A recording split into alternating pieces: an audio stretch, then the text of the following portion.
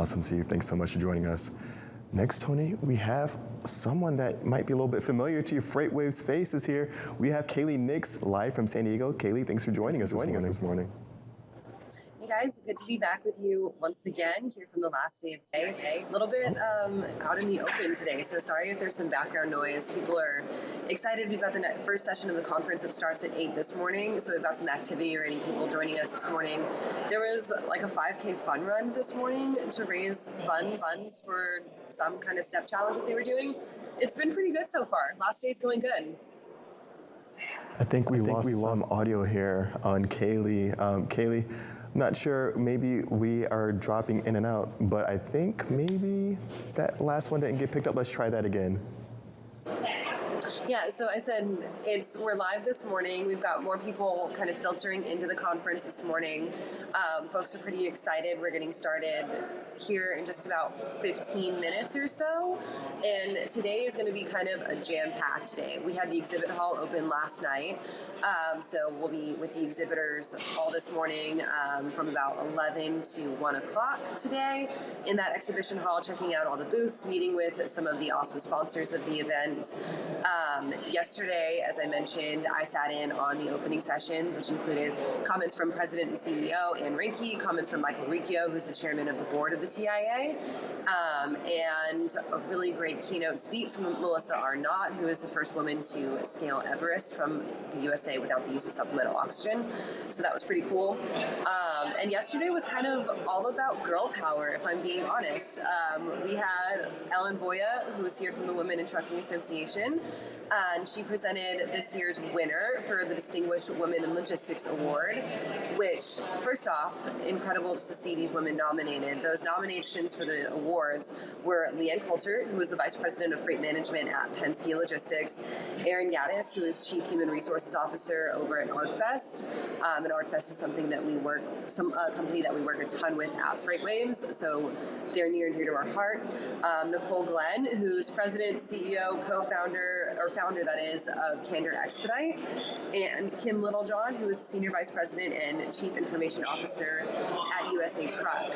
And so all four of these women were nominated for this award by their peers in the industry, and then they were selected out of a group of judges on the board. And then after the selection yesterday, we got to all meet up for a Women in Logistics lunch panel, which is the photo that you guys are seeing right there.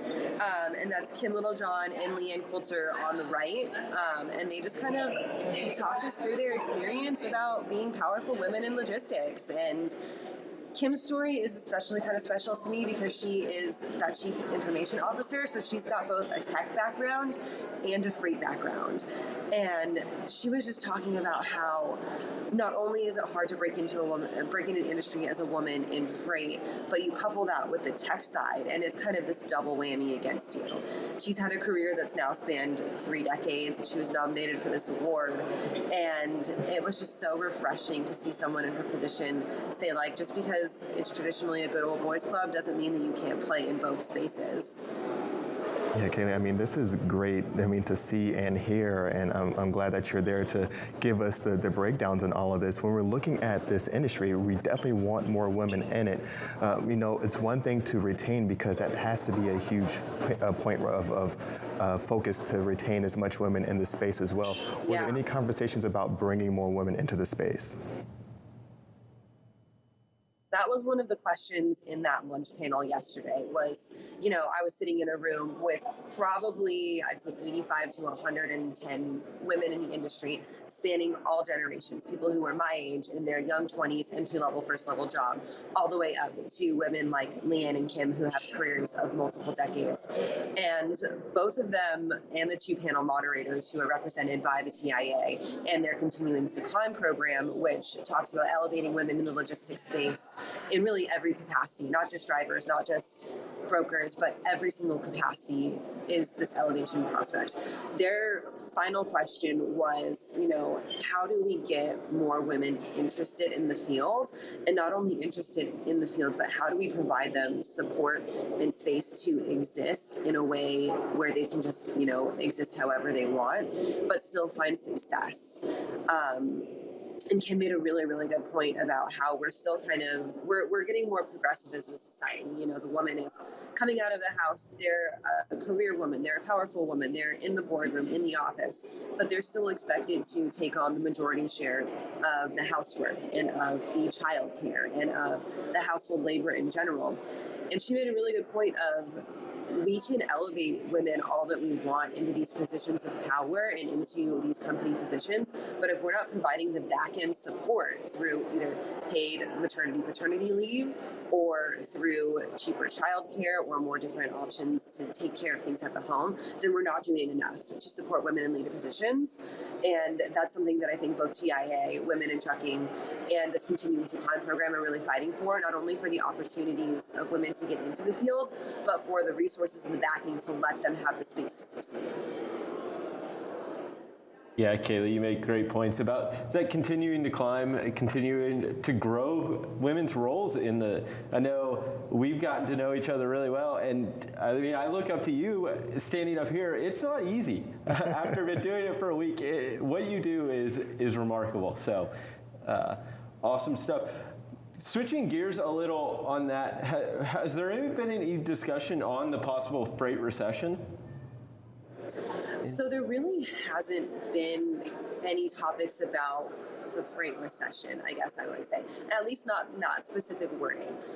I think that there's been this kind of underlying theme of all the sessions I've attended. I went yesterday to one about growing your brokerage, one yesterday about intermodal space and utilization, and I think there's kind of been this underlying theme of you guys have had it really good for the last 2 years, and a lot of questions coming in are, well, what do we do when the market turns? Not like necessarily saying, you know, the market is turning or we're going into a freight recession or we're seeing this downturn. But a lot of it is what happens when that eventually happens, because it's going to happen. We all know that. This market is not a sustainable market. It's going to run out of steam eventually.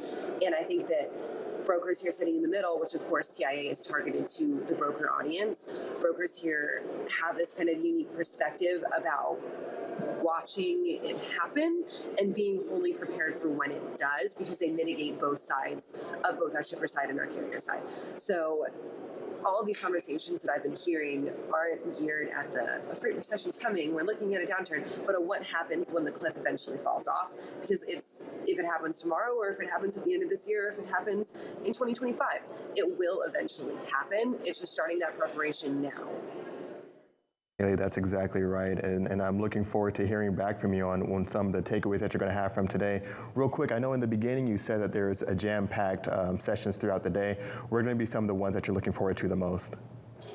So I'm actually heading to Chris Jolly, the Freight Coaches session about social media and growing your presence on social media, which is, of course, near and dear to my heart as part of this broadcasting team here at FreightWaves. So I'm really looking forward to that one.